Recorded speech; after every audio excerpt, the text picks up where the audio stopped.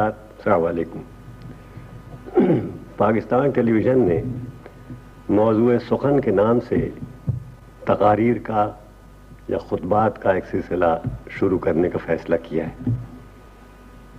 ان خطبات میں پاکستان کی معاشرتی، تہذیبی، ادبی اور علمی زندگی کے مختلف مسائل پر گفتگو کی جائے گی، اور طریقہ کار یہ ہوگا کہ جس موضوع پر گفتگو کی جائے اس کے لیے ہم ملک کے نامور اور مقتدر اہل فکر میں سے کسی صاحب کو دعوت دیں گے کہ وہ اس موضوع پر اپنے خیالات کا اظہار فرمائیں۔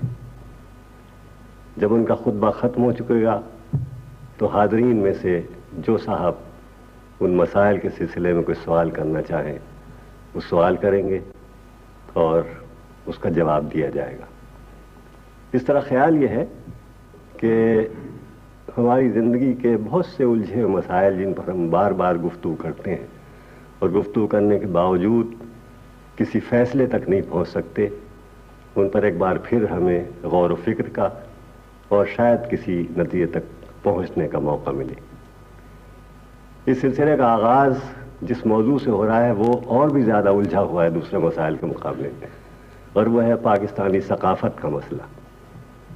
اس کے مسائل کیا ہیں، اس پر گفتگو کرنے کے لیے دعوت دی گئی ہے جناب فیض احمد فیض کو۔ جناب فیض احمد فیض کی ذات میں رسمی الفاظ استعمال کروں کسی تعارف کی محتاج نہیں، انہیں یقیناً کسی تعارف کی ضرورت نہیں ہے۔ پاکستان میں اور پاکستان کے باہر ان کے کلام کے مجموعے نقش فریادی سے لے کر سرے وادی سینا تک، ان پانچوں مجموعوں کو اگر مجموعی حیثیت سے آپ اس پر ایک تبصرہ کریں تو یہ ہے کہ موجودہ عہد کی کا طرز احساس اس میں بڑے خوش آہنگ انداز میں ایک تفسیر اور تعبیر کی طرح ہمارے سامنے آیا ہے، اور یہ تفسیر اور تعبیر کا عمل ایک ایسے لہجے میں اس کا اظہار ہوا ہے جو فیض صاحب کا مخصوص اور منفرد لہجہ ہے۔ اس لہجے کی نرمی، اس کی شائستگی، اس کی حلاوت، اس کا ترنم اور اس کے ساتھ ساتھ کلاسیکی روایت کا رچا اور گھلاوٹ، یہ اس لہجے کی خصوصیات ہیں، اور یہی خصوصیات ہیں جنہوں نے ان کے کلام کو نہ صرف پاکستان میں بلکہ پاکستان کے حدود کے باہر مقبول اور معروف بنایا ہے۔ اور ان چیزوں کی موجودگی میں ظاہر ہے کہ فیض صاحب کے کسی رسمی تعارف کی ضرورت نہیں۔ دوسری بات اس موضوع سے متعلق، جب سے پاکستان بنا ہے ثقافتی اداروں سے اور ثقافتی مسائل سے اتنا قریبی اور گہرا تعلق رہا ہے فیض صاحب کو کہ جن لوگوں کو ان مسائل پر گفتگو کرنے کا حق ہے، میرے نزدیک فیض صاحب کا یہ حق ان سب پر فائق ہے۔ انہوں نے رہبری بھی کی ہے اور اس مسئلے پر سوچا بھی ہے۔ ان کی باتیں سننے کے مشتاق رہتے ہیں لوگ کہ جو پیچیدگیاں ذہن میں ہیں وہ دور ہوں۔ فیض صاحب شاعر کے علاوہ میں سمجھتا ہوں کہ بنیادی طور پر استاد اور معلم ہیں۔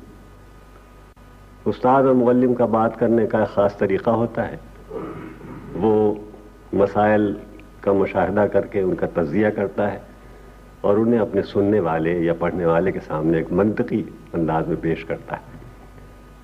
آج کے مسئلے کے متعلق بھی مجھے یقین ہے کہ فیض صاحب تجزیاتی اور منطقی انداز میں جو کچھ ہم سے کہیں گے اس میں ایسی باتیں بھی ہوں گی جن سے ہماری بصیرت میں اضافہ ہوگا، اور ایسی باتیں بھی ہوں گی جنہیں میں فکر انگیز کہوں تو شاید مناسب ہے کہ جو ہمیں سوچ پر مائل کریں گی، اور اسی سوچ کا اظہار ان سوالوں کی شکل میں ہوگا جو یہاں تشریف رکھتے ہیں خواتین و حضرات وہ فیض صاحب سے پوچھیں گے۔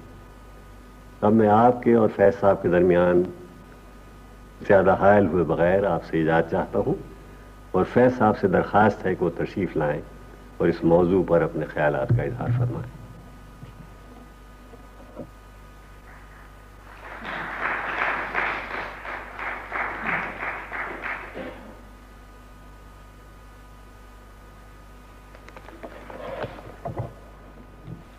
خیر صاحب کا شکریہ.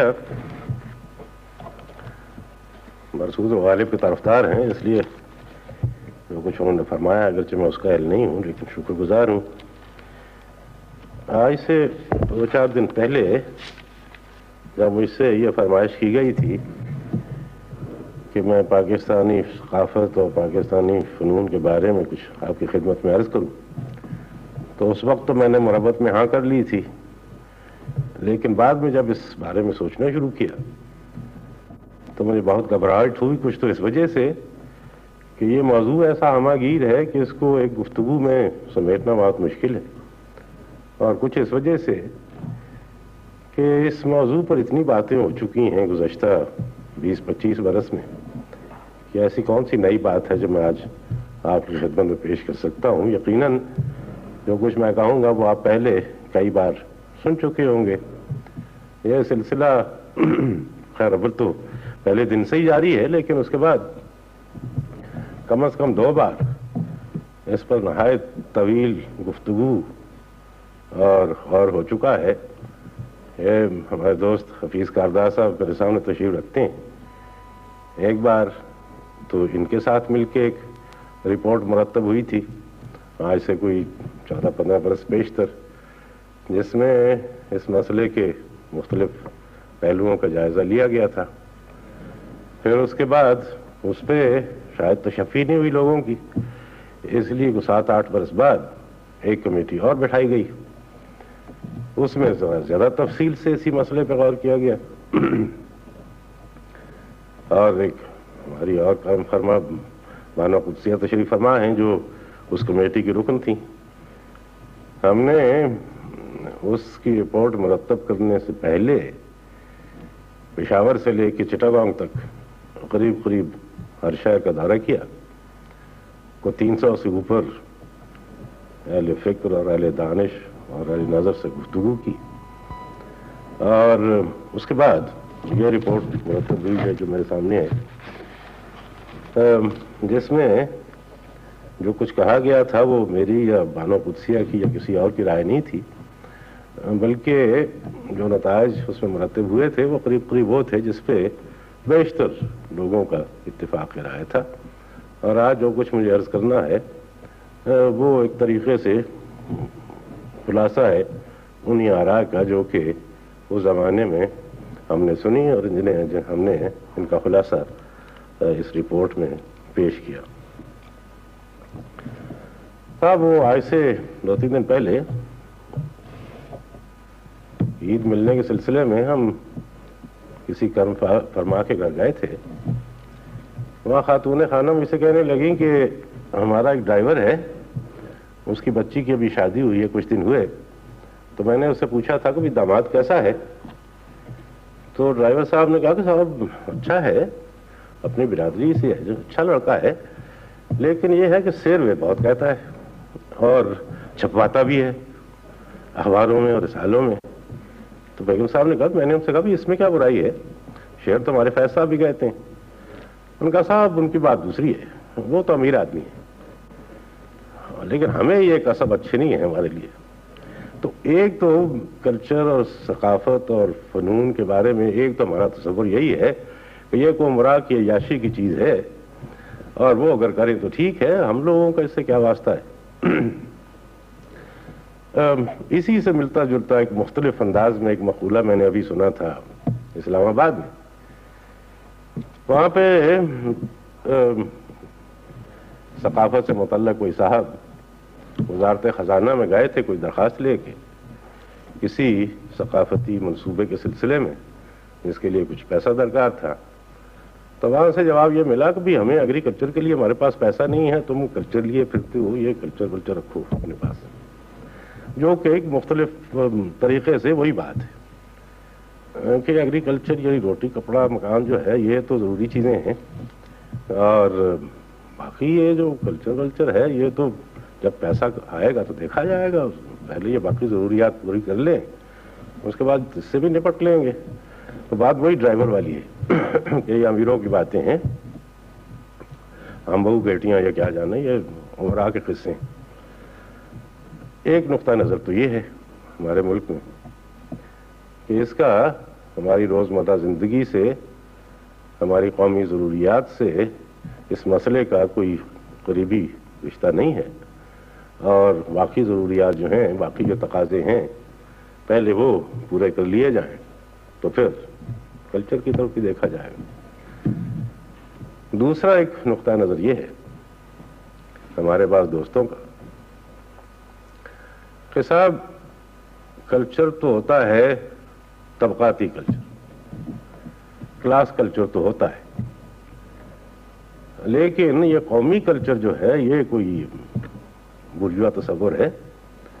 یہ بھی ہمارے ہاں امراء ہیں اور شرفاء ہیں اور غرباء ہیں، کسان ہیں، مزدور ہیں اور سرمایہ دار ہیں اور افسر لوگ ہیں، تو یہ الگ الگ یہ طبقے جو ہیں ان کا الگ الگ کلچر ہے۔ مزدوروں کا کلچر ہے، کسانوں کا کلچر ہے، سول لائنز کا کلچر ہے، امراء کا، جاگیرداروں کا کلچر ہے، لیکن اس سے ماوراء پاکستانی کلچر یا قومی کلچر کی تلاش کرنا یہ بیکار سی بات ہے، اس لیے کہ کلاس سے الگ کوئی کلچر نہیں ہوتا۔ اور اس سے الٹ بات یہ ہے، ہاں، اور اسی سے ملتی جلتی دوسری بات یہ ہے کہ اور ہمارے نوجوان دوست ہیں جو یہ کہتے ہیں کہ صاحب سندھی کلچر اور بلوچی کلچر اور پختون کلچر اور پنجابی کلچر یہ تو تسلیم، یہ تو اپنی جگہ ہیں، لیکن یہ پاکستانی کلچر جو ہے یہ کس چڑیا کا نام، یہ اس سے الگ کون سی چیز ہے؟ یہ الگ الگ کلچر تو ہیں، یہی ہونا چاہیے، اس سے اوپر کسی اور قومی کلچر یا قومی ثقافت کی تلاش جو ہے وہ بیکار ہے۔ اور اس سے الٹ یہ ہے کہ صاحب ہمارا ملک تو ہے اسلامی ملک، اس لیے ہمارا کلچر تو ہے اسلامی کلچر، اور اسلامی کلچر کے ساتھ پاکستانی ان کا چھلا لگانا یا یہ تلاش کرنا کہ وہ اسلامی کلچر سے علاوہ کوئی الگ تھلگ کوئی چیز ایسی ہے جس کو کہ ہم اپنا مخصوص ثقافت کہہ سکیں یا مخصوص اپنا کلچر کہہ سکیں یا مخصوص فنون کہہ سکیں، وہ صرف سب شرارت کی باتیں ہیں۔ اس سے کچھ تو یہ مقصود ہے کہ یہاں پہ ہماری جو قومیت ہے اس میں لادینی پھیلائی جائے، اور کچھ اس سے یہ مقصود ہے کہ سندھی، پنجابی، بلوچی کا فساد پیدا کیا جائے اور اس طریقے سے قومی وحدت کو نقصان پہنچے۔ آپ سمجھیں گے شاید کہ مبالغہ کر رہا ہوں، لیکن یہ نقطہ نظر جو ہے اس کے لیے یہ درسی کتاب ہے غالباً، اس کا نام ہے اسلامی تہذیب و تاریخ، جو کہ کہا گیا ہے کہ BA کے نصاب میں اگر شامل نہیں ہے تو کم از کم اس کی معلوم ہوتا ہے 5-6 ایڈیشن اس کے چپ چکے ہیں، برسوت یہ یا تو نصاب میں داخل ہوگی یا نصاب میں داخل نہیں بھی ہے تو برسوت طلباء کے لیے اس کا مطالعہ غالباً لازمی ہے۔ اس میں یہ لکھا ہے کہ تہذیب کے معنی اصلاح و تربیت کے ہیں، انگریزی میں اس کا ہم معنی لفظ کلچر ہے، چنانچہ تہذیب نظریے اور عقیدے کا نام ہے۔ یہ تو تہذیب کی تعریف ہو گئی۔ تمدن کسی ملک کی طرز معاشرت کا نام ہے۔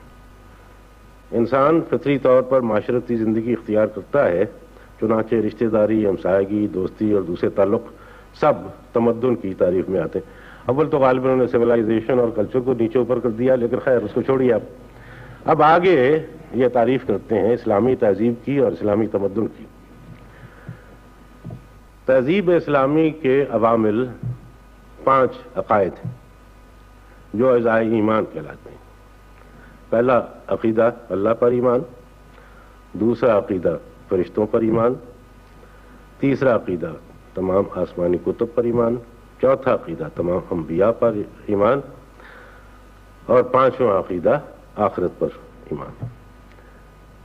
چنانچہ یہ تو ہو گیا کلچر، یہ 5 عقائد جو ہیں یہ تو آپ کا عقیدہ ہے اور چنانچہ یہ آپ کا کلچر ہے۔ باقی رہ گئی تہذیب۔ تہذیب اسلامی کے عناصر 5 ارکان ہیں۔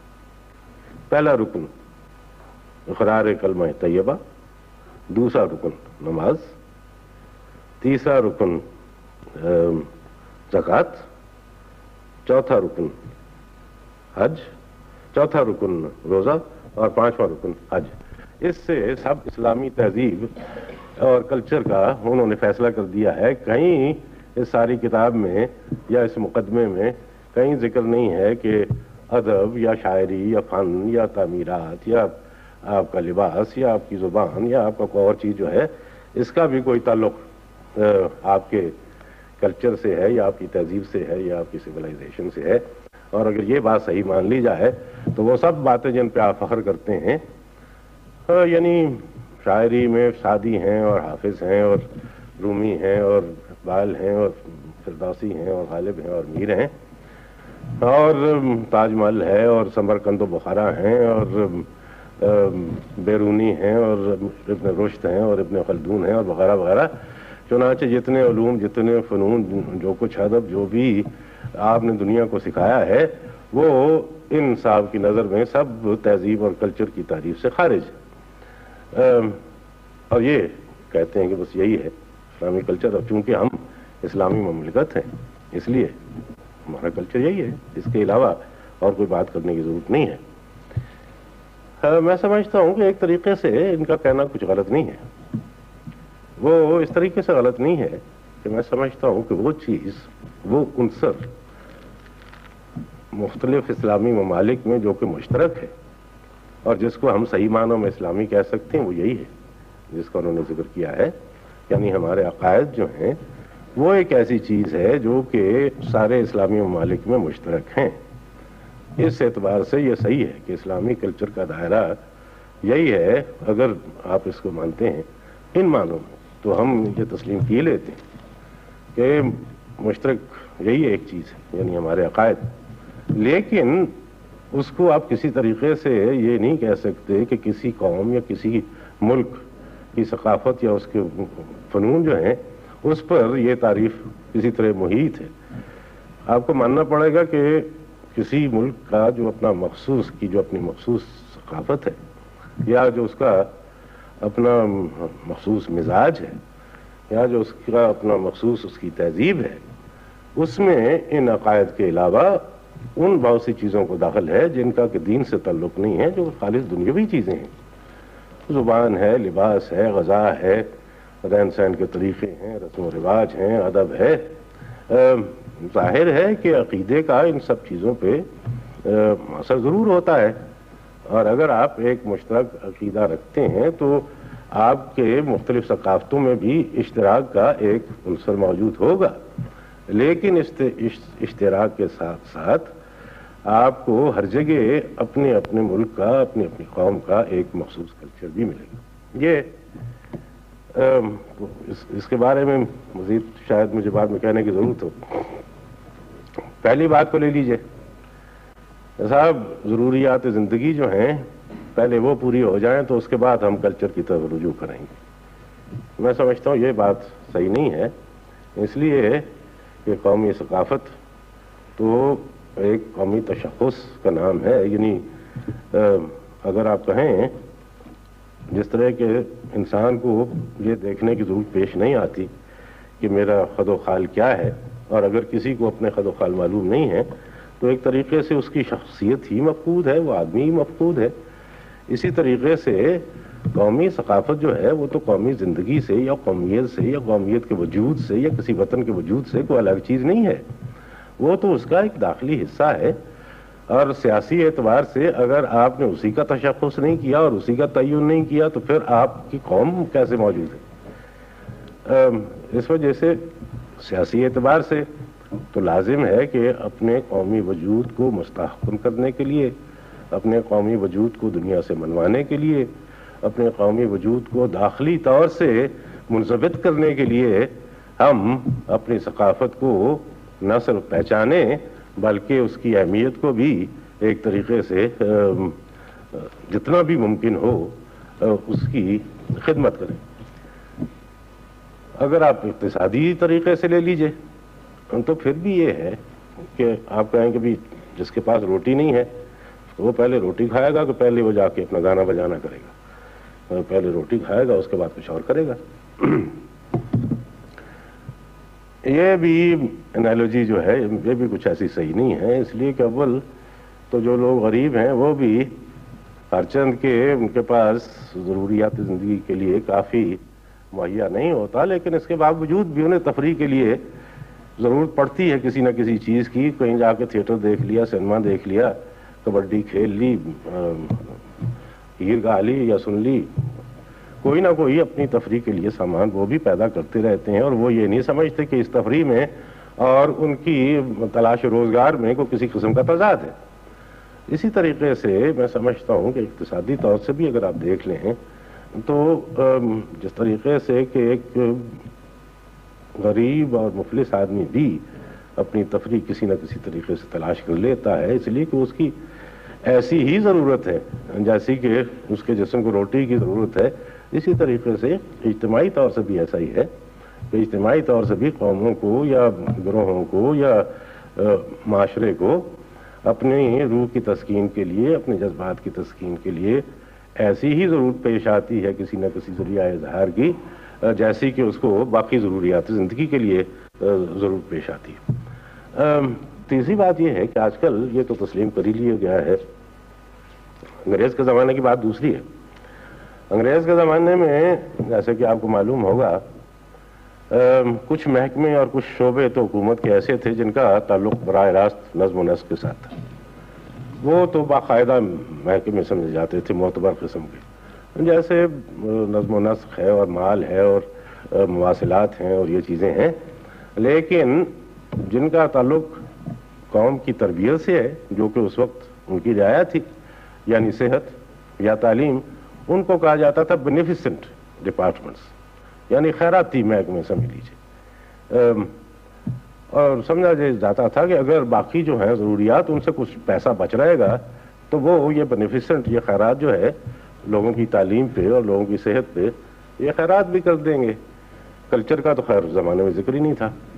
میں سمجھتا ہوں کہ تقسیم کے بعد اور آزادی کے بعد ہماری سوچ میں کچھ ایسا فرق نہیں آیا. تعلیم کو اور صحت کو تو ہم نے ایک حد تک مان لیا کہ بھئی یہ چلو یہ تو ضروریات ہیں، اس وجہ سے کہ اگر لوگ بیمار ہوں گے یا تعلیم یافتہ ہوں گے تو وہ قومی ترقی میں زیادہ معاون ثابت نہیں ہو سکیں گے. اس لیے تعلیم کو اور صحت کو تو ایک حد تک ہم نے ضرورت سمجھ لیا ہے، قومی تقاضا سمجھ لیا، تسلیم کر لیا. لیکن کلچر کو ہم نے بینیفیسنٹ ڈپارٹمنٹ میں بھی کہیں نہیں رکھا، اس کا کہیں ذکر ہی نہیں ہے. ہماری جو بھی ہمارے شعبے زندگی کے ہیں، خواہ وہ ریاستی سطح پہ ہوں یا عوامی سطح پہ ہوں، اس پہ ہم نے ابھی تک یہ تسلیم نہیں کیا کہ جسمانی ضروریات کے ساتھ ساتھ آپ کی جو روحانی اور جذباتی اور فکری ضروریات ہیں جو کہ صرف ثقافتی ذرائع سے پوری ہو سکتی ہیں، ان کا بھی کوئی دخل آپ کی منصوبہ بندی میں ہونا چاہیے. یہ بات صحیح ہونی چاہیے. چنانچہ میں اس بات کا قائل نہیں ہوں کہ پہلے باقی ضروریات زندگی پیدا ہوں، میسر آئیں، تو اس کے بعد ہم کلچر جو کہ لیب و لیب اور عیاشی کی چیز ہے اس کے بعد ہم اس کی طرف توجہ کریں. میری ذاتی رائے یہ ہے، غالباً بیشتر حضرات کو اس سے اتفاق ہوگا، اس لیے کہ یہ بات کئی دفعے ہو چکی ہے کہ یہ زندگی سے الگ تھلگ کوئی چیز نہیں ہے. یہ کوئی ایسا کاروبار نہیں ہے جس کو آپ زندگی کے باقی کاروبار سے الگ کر سکیں، بلکہ زندگی کے ہر کاروبار میں کسی نہ کسی صورت میں ثقافت کو اور کلچر کو، جو کہ باطنی طور سے آپ کے اقدار کے نظام کا نام ہے اور ظاہری طور سے آپ کے طریقے زندگی کا نام ہے، کسی نہ کسی صورت میں آپ کے ہر عمل میں، آپ کے ہر اجتماعی عمل میں، ہر معاشرتی عمل میں اس کو دخل ہوتا ہے. اور اگر آپ اس سے چشم پوشی کریں گے یا اسے نظر انداز کریں گے تو جو بھی آپ کاروبار کریں گے اس میں کوئی نہ کوئی فطور ضرور واقع ہوگا، جیسے کہ آج کل ہماری زندگی کے بہت سے شعبوں میں موجود ہے.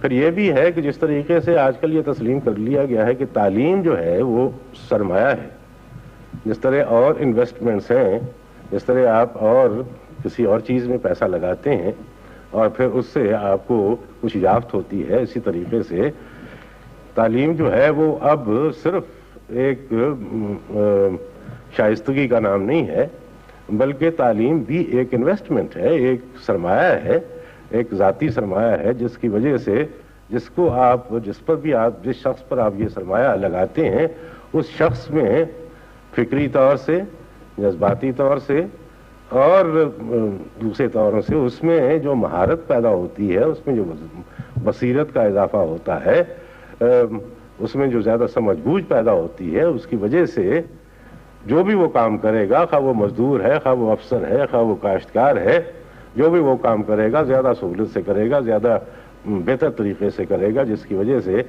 آپ کے قومی سرمایہ میں اضافہ ہوگا۔ اس وجہ سے جو پیسہ آپ اس میں لگاتے ہیں وہ آپ خیرات نہیں کر رہے ہیں، وہ آپ انویسٹمنٹ کر رہے ہیں، اور اس سے آپ کو زیادہ قابلیت اور بہتر کارکردگی کی صورت میں آپ کو اس کا منافع مل جائے گا۔ تعلیم اور ثقافت کو آپ الگ نہیں کر سکتے ہیں۔ اگر تعلیم ایک سرمایہ ہے جس سے کہ آپ کو یافت ہوتی ہے تو اسی کا ایک داخلی حصہ اور ثقافت اور کلچر بھی ہے، اسی طریقے سے آپ کو اس سے بھی یافت ہوگی۔ اور بالکل ہی اگر معمولی طریقے سے اس بات کو سوچیں تو آپ کیا میز بنتے ہیں، کرسیاں بنتی ہیں، یہ اسٹوڈیو ہے، روزمرہ زندگی کی احیاء ہے، آپ کے کارخانوں میں طرح طرح کی استعمال کی چیزیں بنتی ہیں۔ اس میں سے ہر ایک چیز کی تخلیق میں آخر کوئی نہ کوئی جمالیاتی عنصر تو شامل ہوتا ہے، کوئی اس کا ڈیزائن، کوئی اس کی کمپوزیشن، کوئی اس کی صورت، کوئی اس کی شکل۔ اگر آپ کے یہ چیزیں بنانے والے جو ہیں، اگر ان کو کسی قسم کی کوئی سلیقہ اگر ان کا نہیں ہے، اگر ان کے ذہن میں کسی قسم کا جمالیاتی ذوق نہیں ہے، تو وہ گھٹیا چیزیں پیدا کریں گے۔ یہ بالکل میں نیچے کی سطح کی بات کر رہا ہوں۔ اگر آپ ان کو زیادہ تعلیم یافتہ ہونے کے علاوہ زیادہ کلچر یافتہ بنائیں گے، فنون کے بارے میں ان کے لیے کوئی بصیرت کے مواقع میسر کریں گے، تو جو کچھ وہ پیدا کریں گے وہ ظاہر ہے کہ پہلے سے بڑھیا ہوگا۔ تو اس طریقے سے بھی آپ سوچ لیجئے، خالص سرمایہ کارانہ طریقے سے، تو پھر بھی اس میں کچھ نہ کچھ آپ کی قومی اثاثے میں اضافہ ہوگا۔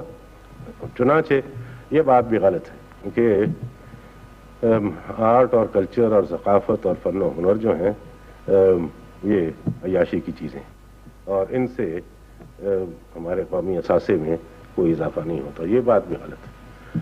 اب یہ قومیتوں کی بات لے لیجئے کہ سندھی، بلوچی، پختون، پنجابی، اس سلسلے میں کیا کرنا چاہیے؟ اس میں دو طرح کے ہیں خیالات۔ ایک تو یہ کہ اگر ان علاقائی ثقافتوں پہ اور ان کے فنون پہ زیادہ توجہ صرف کی جائے تو اس سے قومی وحدت کو نقصان پہنچنے کا اندیشہ ہے، اس وجہ سے کہ پھر وہ سب لوگ اپنی اپنی جگہ اپنی اپنی بنسری بجائیں گے اور قومی وحدت کو اس سے نقصان پہنچے گا۔ اس لیے یہ چاہیے کہ صرف ایک پاکستانی کلچر کا ذکر کیا جائے اور صرف ایک پاکستانی ثقافت کا ذکر کیا جائے، اور یہ بلوچی، سندھی، پختون، پنجابی ادھر سے بالکل آنکھیں موند لی جائیں۔ اور اس سے الٹ بات یہ ہے کہ صرف، جیسے میں نے عرض کیا تھا کہ صرف یہی ایک کلچر ہے، اس کے علاوہ اس سے بالا اور اس سے ماورا کوئی قومی کلچر نہیں ہے۔ اچھا، اگر آپ پہلی بات لے لیجئے تو حقیقت یہ ہے کہ جس کو ہم اپنا قومی ورثہ کہتے ہیں یا جس کو ہم اپنی قومی ثقافت قرار دے سکتے ہیں، وہ ظاہر ہے انہی چیزوں کا مجموعہ ہے جو کہ ہمارے ملک میں موجود ہیں۔ اس میں اگر بلوچستان میں جو کچھ موجود ہے، پنجاب میں جو کچھ موجود ہے، سندھ میں جو کچھ موجود ہے، بلوچستان میں جو کچھ موجود ہے، ان سب کے اجتماع سے، ان سب کے اجتماعی سے وہ چیز پیدا ہوتی ہے جسے ہم پاکستان کہتے ہیں، جغرافیائی اعتبار سے اور قومی اعتبار سے بھی۔ تو اگر قومی اعتبار سے انہی ممالک، انہی مختلف علاقوں کے لوگ ہماری قومیت کی تشکیل کرتے ہیں، تو پھر انہی علاقوں کی ثقافت ہماری قومیت، ہماری قومی ثقافت کی تشکیل کیوں نہیں کر سکتی؟ کہا جاتا ہے کہ نہیں، اس لیے کہ ہم تو ایک ہی قوم ہے، اس لیے چار کلچرز کی کیا سوال پیدا ہوتا ہے۔ جیسے کہ پہلے میں نے عرض کیا تھا کہ جو طبقاتی کلچر کے قائل ہیں وہ یہ کہتے ہیں کہ نہیں صاحب ایک قوم نہیں ہے، 3 قومیں ہیں۔ دونوں دلائل میں، ان دونوں نقطہ نظر میں بنیادی نقص ایک ہی ہے۔ یہ صحیح ہے کہ جو بھی طبقاتی نظام ہوگا اس میں ایک قوم کے اندر کچھ سب قومیں ضرور ہوں گی، یعنی جن کو ہم طبقات کہتے ہیں، امراء بھی ہوں گے، شرفاء بھی ہوں گے، غرباء بھی ہوں گے۔ اور اگر آپ کا معاشرہ ان طبقوں میں بٹا ہوا ہے تو پھر آپ کی ثقافت بھی اسی طریقے سے مختلف زاویے اور مختلف شکلیں اختیار کرے گی۔ امراء کا کلچر الگ ہوگا، شہر کے جو کھاتے پیتے لوگ ہیں انگریزی دان، ان کا کلچر الگ ہوگا، جو آپ کے دیہات کے لوگ ہیں ان کا کلچر الگ ہوگا، تسلیم۔ لیکن 3 کلچر کی موجودگی کا یہ معنی نہیں ہے کہ آپ کی ایک ریاست میں 3 ریاستیں بھی ہیں۔ ریاست تو ایک ہی ہے، اور اگر ریاست ایک ہے تو ظاہر ہے قوم بھی ایک ہی ہے۔ اس قوم کے بطن میں، اس ایک قومی ثقافت کے بطن میں مختلف طبقوں کی ثقافتیں ضرور موجود ہوتی ہیں، جس طرح اس ایک قوم کے بطن میں مختلف طبقے اور مختلف گروہ ضرور موجود ہوتے ہیں، لیکن ان کے وجود کو تسلیم کرنے کے یہ معنی نہیں ہے کہ ہم اس قومی وحدت کا انکار کرتے ہیں، اور نہ قومی وحدت کو تسلیم کرنے کے معنی یہ ہے کہ ہم ان کے وجود سے انکار کرتے ہیں۔ یعنی قومی وحدت پہ اصرار کا یہ معنی نہیں ہے کہ ہم اس حقیقت کو فراموش کر دیں کہ ایک بلوچی زبان ہے، ایک سندھی زبان ہے، ایک پشتو زبان ہے، ایک پنجابی زبان ہے، ایک گجراتی زبان ہے، ایک اردو زبان ہے، اور ہم اس حقیقت کو فراموش کر دیں کہ ان سب علاقوں میں جغرافیائی حالات، ان کی تاریخ، ان کی وجہ سے ان کے رسم و رواج میں بھی اختلاف ہے۔ چنانچہ ان ثقافتوں میں بھی امتیاز کیا جا سکتا ہے۔ اگر ہم اس حقیقت سے انکار کریں تو ہم لازماً ان تعصبات کو ہوا دیتے ہیں جن کے نتیجے میں یہ کہا جاتا ہے کہ پنجابی اور بلوچی اور پشتو اور پنجابی تو ٹھیک ہے لیکن پاکستانی کوئی ٹھیک نہیں ہے۔ چنانچہ وحدت کے نام پر ہم افتراق کو اور انتشار کو دعوت دیتے ہیں۔ اور دوسری جانب یہ ہے کہ اگر ہم یہ کہیں کہ صرف یہی وحدتیں ہیں، صرف یہی حقیقتیں ہیں، یعنی پنجابی، پشتو، بلوچی اور پختون اور ایک قومی کوئی چیز نہیں ہے، تو وہ بھی غلط ہے۔ اس لیے کہ آخر ہم سب لوگ اگر ایک جگہ رہتے ہیں، اگر ایک ملک کے باشندے ہیں، اگر ایک قوم کے افراد ہیں، تو لازمی طور پہ کوئی نہ کوئی اشتراک کی کوئی نہ کوئی صورت تو ہوگی۔ اس کی کوئی وجہ تو ہوگی کہ ہم لوگ بجائے اس کے کہ ہم 4 الگ ملک ہوں یا 4 الگ قومیں ہوں، اگر ہم ایک قوم ہیں اور ایک وطن ہے تو اس سے بالکل یہ واضح ہے کہ باوجود اختلافات کے اشتراک کے اتنے عناصر موجود ہیں کہ اس اشتراک کی وجہ سے ہم میں وحدت کی یہ موجودہ صورت پیدا ہوئی ہے۔ اور اس میں جو ذہنی الجھن لوگوں کو ہوتی ہے وہ یہ ہے کہ لوگ اختلاف کو مخالفت سمجھ لیتے ہیں، لوگ فرق کو تضاد سمجھ لیتے ہیں۔ جو فرق ہے پنجابی میں اور بلوچی میں وہ فرق ہے، وہ تضاد نہیں ہے، اور جو اختلاف ہے بلوچی کلچر میں اور پنجابی کلچر میں وہ اختلاف ہے، وہ مخالفت نہیں ہے۔ یہ بات تسلیم کر لینی چاہیے کہ اختلافات موجود ہیں، فرق موجود ہیں، اور پھر یہ فرق تسلیم کر لینے کے بعد، یہ اختلاف تسلیم کر لینے کے بعد ہمیں یہ سوچنا چاہیے کہ وہ مشترک عناصر کون سے ہیں، وہ مشترک اجزاء کون سے ہیں، وہ مشترک عوامل کون سے ہیں جن کو تقویت پہنچا کر ہم وحدت کو فروغ دے سکتے ہیں اور انتشار کو روک سکتے ہیں۔ اب سوال یہ ہے کہ یہ سارے قصے پیدا کیوں ہوئی ہیں؟ چنانچہ پاکستانی ثقافت کا سب سے پہلا مسئلہ تو یہی ہے کہ یہ ہمارے ذہن میں یہ جتنے جالے ہیں پہلے ان کو صاف کیا جائے۔ یہ جالا صاف کیا جائے کہ کلچر جو ہے یہ محض عیاشی اور لب و لب ہے، اس کو صاف کیا جائے۔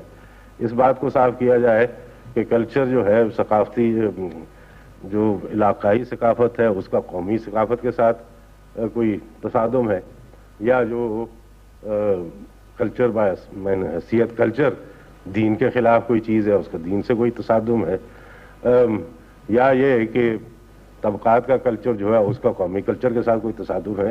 پہلے تو یہ جالے اپنے ذہن سے دور کرنے چاہیے، پھر یہ سوچنا چاہیے کہ آخر 27 برس سے جو ہم یہ باتیں کر رہے ہیں، آخر یہ جھگڑا ہے کیوں؟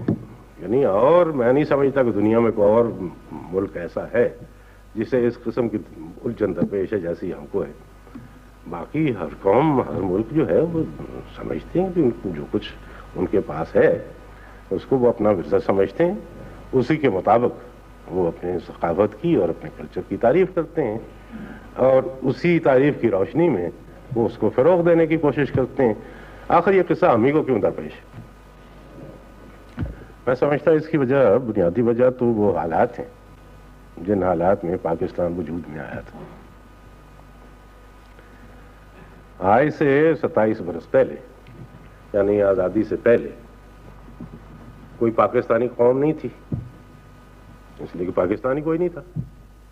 اور چونکہ کوئی پاکستانی قوم نہیں تھی، متعین نہیں تھی، اس لیے کوئی پاکستانی ثقافت کا بھی کوئی وجود کسی کے ذہن میں نہیں تھا. اس وقت یہ تھا کہ بھی ایک طرف تو ہندی مسلمان تھے اور غیر مسلم تھے، دوسری طرف لوگ پہچانے جاتے تھے.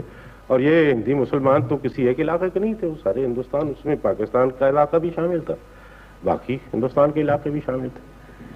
اور دوسری طرف لوگ پہچانے جاتے تھے اپنے علاقے کی رعایت سے، یعنی پنجابی اور سندھی اور بلوچی اور پٹھان.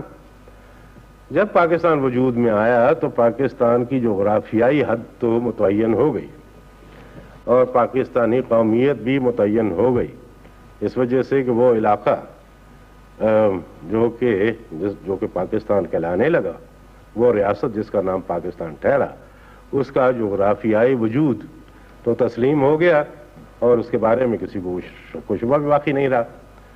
لیکن اس کے اوپر جو اس کی بالائی منزل جو تھی، یعنی پاکستانی ثقافت، اس کے بارے میں کسی نے فیصلہ نہیں کیا کہ وہ اس نچلی منزل پہ اوپر کی منزل جو ہے اس کے خد و خال کیا ہیں.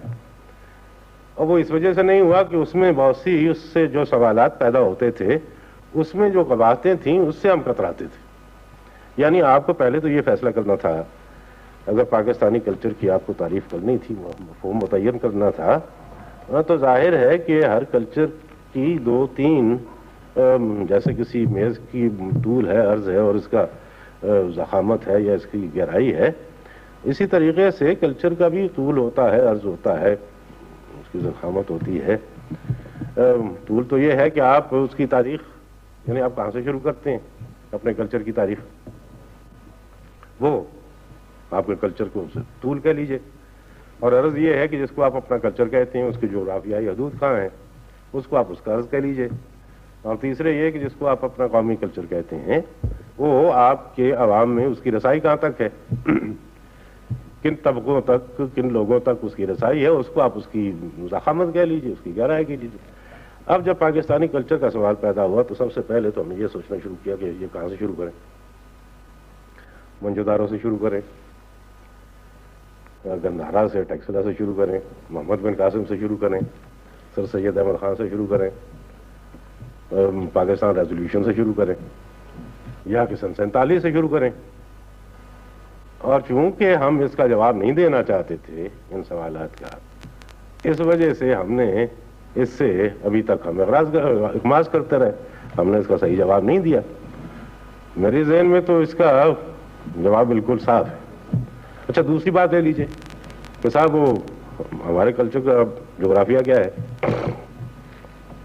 اگر ہمارے کلچر میں جو چیزیں شامل ہیں، مثلا زبان ہے، اب اردو زبان ہے، وہ تو اس کا جغرافیہ جو ہے وہ تو پاکستان تک محدود نہیں ہے، ہندوستان میں زیادہ بولی جاتی ہے، وہاں زیادہ علاقے ہیں.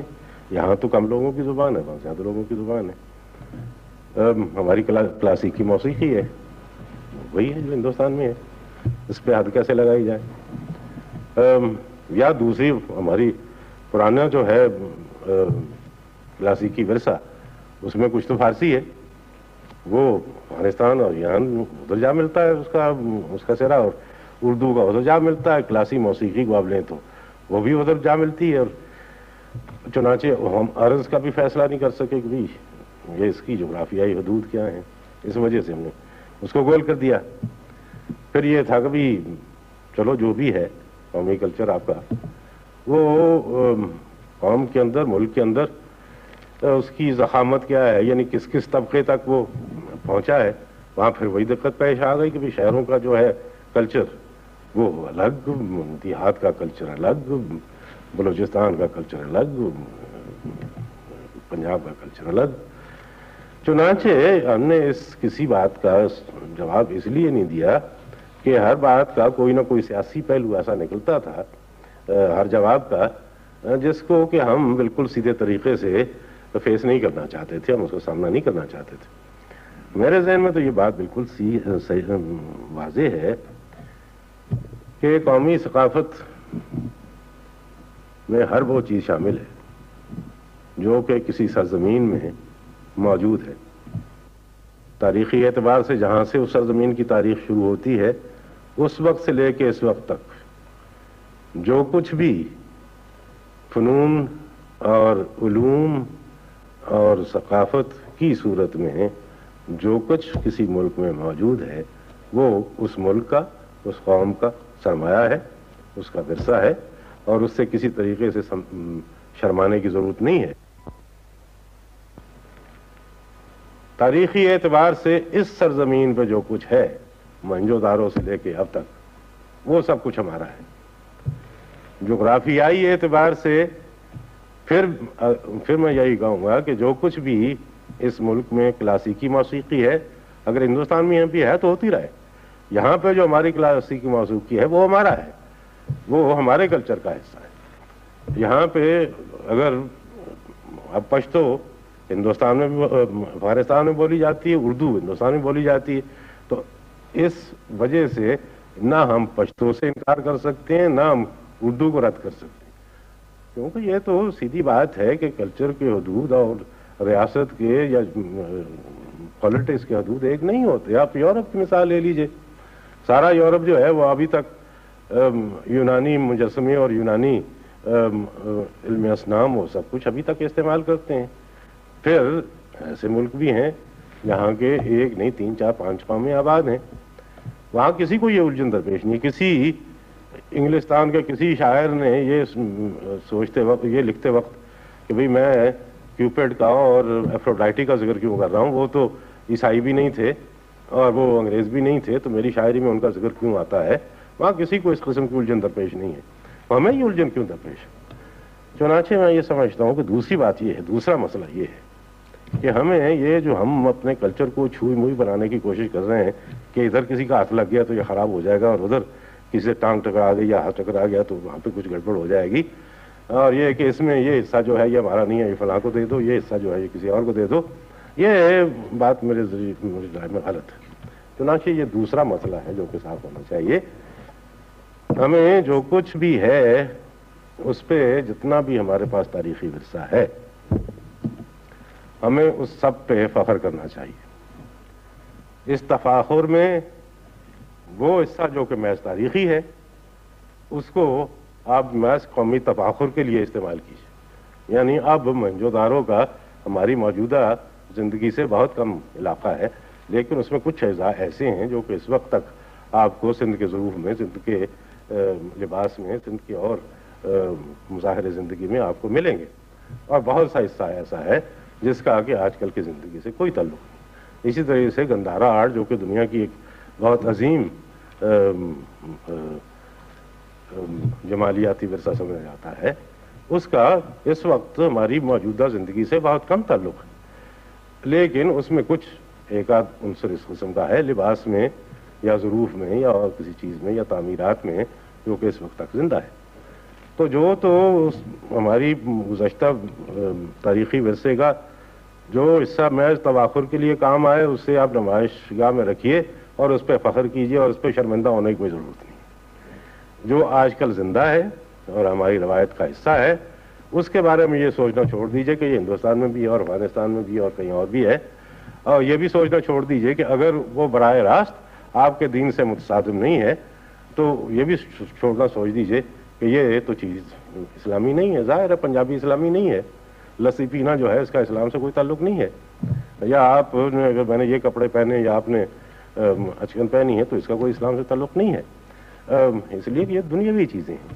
تو آپ جو دنیاوی چیزیں ہیں ان کو دنیاوی چیزیں سمجھ کے ان کو آپ قبول کر لیجئے.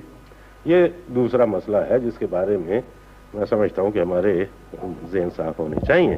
اور اگر ان دونوں باتوں پہ ہمارا ذہن صاف ہو جاتا ہے تو پھر تیسرا مسئلہ یہ ہے کہ ہمارے کاروبار زندگی میں جو ہم نے مختلف درجہ بندیاں کر رکھی ہیں اپنی قومی ضروریات کی، اس میں ہم ثقافت کو اور اپنے قومی کلچر کو کیا مقام دیتے ہیں. تیسرا مسئلہ ہے اس مقام کا تعین جو کہ آپ کی قومی زندگی کی منصوبہ بندی میں ثقافت کو یا کلچر کو یا فنون کو حاصل ہے. میں یہ عرض کر چکا ہوں کہ یہ نہ صرف ضروری چیز ہے بلکہ زندگی کی قومی زندگی کی اولین ضروریات میں سے ہے. اس کو نہریں کھودنے سے اور کارخانے بنانے سے اور بینکوں کی عمارتیں بنانے سے اس کا درجہ اس سے فائق ہونا چاہیے. یہ تو نظریاتی بات ہے. اب اس سے آگے مرتب ہوتے ہیں عملی نتائج کہ بھئی پھر کرنا کیا ہے. اس کے بارے میں بہت سی تجاویز آپ کے سامنے آ چکی ہیں. اس رپورٹ کے صورت میں وہ جو فیس کاردار صاحب کی رپورٹ تھی اس رپورٹ کی صورت میں وہ بنیادی طور پہ وہ ان کو دو حصوں میں تقسیم کیا جا سکتا ہے.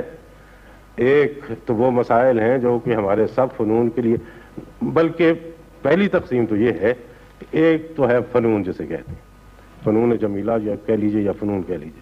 ہاں یہ فنون جمیلہ سے مجھے خیال آیا کہ یہ جو فائن آرٹس اور ہینڈی کرافٹس یعنی فنون جمیلہ اور حرفت میں جو تمیز کی جاتی ہے یہ خالص مغربی چیز ہے. میں اس کا بالکل قائل نہیں ہوں. جہاں تک فنون کا تعلق ہے یا آرٹس کا تعلق ہے وہ تو چونکہ افراد پیدا کرتے ہیں، ان کے بارے میں تو ہم بیٹھ کے عملی تجاویز پیش کر سکتے ہیں کہ بھئی تربیت گاہیں ہونی چاہیے، درس گاہیں زیادہ ہونی چاہیے، آرٹ گیلریز ہونی چاہیے.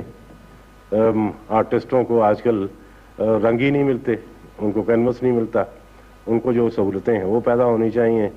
موسیقاروں کے لیے ان کی روزگار کا کوئی بہتر انتظام ہونا چاہیے. ان کے فن کو لوگوں تک پہنچانے کے لیے زیادہ سہولتیں میسر آنی چاہیے، زیادہ کانسرٹس ہونے چاہیے، زیادہ ہال بننے چاہیے وغیرہ وغیرہ. اسی طرح تھیٹر کے لیے بھی تھیٹر ہونے چاہیے، آرٹ گیلریز ہونی چاہیے. یہ سب ایسی چیزیں ہیں جن کے بارے میں کوئی ایسا مشکل کام نہیں ہے کہ آپ ایک دن میں بیٹھ کے آپ بلو پرنٹ بنا دیں. اور ایسے بلو پرنٹ وہاں پہ کوئی 300 پڑے ہوئے ہیں ہماری وزارت کے پاس کہ آرٹ کا یہ کلچر کا اس کا مصوری کا یہ ہونا چاہیے، موسیقی کا یہ ہونا چاہیے، تھیٹر کا یہ ہونا چاہیے، اس کا یہ ہونا چاہیے. یہ جتنے مسائل ان کے عملی مسائل جو ہیں وہ سارے تفصیلی طور سے ان پر بحث بھی ہو چکی ہے، ان کی دستاویزی صورت بھی موجود ہے اور وہ حکومت کے پاس موجود ہیں. وہ صرف جب یہ فیصلہ ہو جائے گا کہ یہ عیاشی کا سامان ہے کہ نہیں ہے اور یہ ضروری چیز ہے کہ نہیں ہے، جب وہ تعین ہو جائے گا تو پھر کوئی صورت ہو جائے گی. وہ تعین اس وقت ہوگا جب ہم یہ تسلیم کر لیں گے کہ بھی یہ اگر کسی شہر میں آپ ایک دروازہ صفائی رکھ سکتے ہیں، ایک کوتوال پولیس رکھ سکتے ہیں، ایک محرر چنگی رکھ سکتے ہیں، ایک انسپیکٹر تعلیمات رکھ سکتے ہیں اور باقی ہر طرح میں کوئی نہ کوئی آدمی رکھ سکتے ہیں، تو آخر آپ ایک ثقافتی افسر کیوں نہیں رکھ سکتے جو وہاں پہ ثقافت کا انتظام کرے. اگر آپ کے پاس شہر میں اور بہت سی سہولتیں موجود ہیں، صرف لاہور شہر اور کراچی شہر کی بات نہیں ہے، گجرانوالہ اور وزیر آباد اور سیالکوٹ اور سنبڑیال اور جتنے قصبے ہیں، اگر ہر جگہ باقی ہر طرح کے کارندے موجود ہیں تو آخر ایک کارندہ اس کام کے لیے کیوں نہیں موجود ہو سکتا کہ جو صرف یہی کام کرے. وہاں پہ جو بھی ہنر ہے کسی کے پاس کوئی فن ہے تو اس کو دریافت کرے، اس کو لوگوں سے روشناس کرنے کی کوشش کرے اور یہ کوشش کرے کہ بھی باقی لوگ جو ہیں ان کو اشتیاق پیدا ہو کہ وہ بھی اس میدان میں آئیں. اسی طریقے سے اگر آپ نے اپنی تعلیم میں اور ہزار طرح کے مضامین شامل کر رکھے ہیں تو کیا وجہ ہے کہ آپ یہ فن اور ثقافت کو آپ پہلی جماعت سے لے کے آخر تک اس کی جو مختلف صورتیں ہیں ان کو آپ کیوں مضامین کی صورت میں اپنے نصاب تعلیم میں شامل نہیں کر سکتے؟ یہ جیسے میں نے عرض کیا، یہ تو فنون کی بات ہے جس کے بارے میں کچھ ایسی منصوبہ بندی کرنا یا مسائل کو لوگوں کے سامنے پیش کرنا کچھ ایسی مشکل چیز نہیں ہے. لیکن دوسرا مسئلہ جو ہے کلچر کا، وہ تو ثقافت کا مسئلہ، وہ تو معاشرے کے سیاسی اور اقتصادی ڈھانچے کا مسئلہ ہے. اس میں آپ کلچر کی صورت اس وقت نہیں بدل سکتے جس وقت تک کہ آپ معاشرے میں ترمیم نہ کریں. معاشرے میں اس وقت جو آپ کی طبقاتی تقسیم ہے، اس وقت جو شہروں کی اور دیہات کی اور امراء کی اور غربا کی اور جاگیرداروں کی اور مزارع کی اور زمیندار کی اور سرمایہ دار کی اور مزدور کی، یہ جو تقسیم ہے، جب تک آپ ان طبقاتی تعلقات میں کوئی ترمیم پیدا نہ کریں اس وقت تک بنیادی طور پہ آپ معاشرے کے اجتماعی کلچر کو تبدیل نہیں کر سکتے. اس کے لیے لازم ہے، اور وہ مسئلہ سیاست کا ہے، اس میں ہمارا دخل نہیں ہے. وہ چونکہ مسائل سیاسی ہیں، ان کے حل بھی سیاسی ہیں، ان پہ اس وقت میں گفتگو کرنا نہیں چاہتا، اس لیے کہ وہ لمبی بات ہے. مرسو جیسے میں نے عرض کیا، خلاصہ یہ ہے کہ اول تو ہم قومی ثقافت اور پاکستانی قومیت اور پاکستانی ثقافت سے شرمانا چھوڑ دیں. دوم یہ کہ ہم اسے لا و لعب یا لا دینی سمجھنے کی بجائے ایک زندگی کا، قومی زندگی کا ایک جزو اکبر اور ایک ضروری عنصر قرار دیں. اور تیسرے یہ ہے کہ اگر ہم یہ تسلیم کر لیں تو پھر جو بھی ہم زندگی میں اپنے قومی سطح پہ جو بھی منصوبہ بندی کرتے ہیں، جو بھی ہم پرائیورٹیز قائم کرتے ہیں، اس میں ہم اس کی پرائیورٹی متعین کریں. اور آخر میں یہ ہے کہ اس کے بارے میں، یعنی آرٹ اور کلچر تو کرنے کی چیزیں ہیں، اس کے بارے میں ہم باتیں کم کریں اور کچھ کوشش کریں کہ کام زیادہ ہو. شکریہ.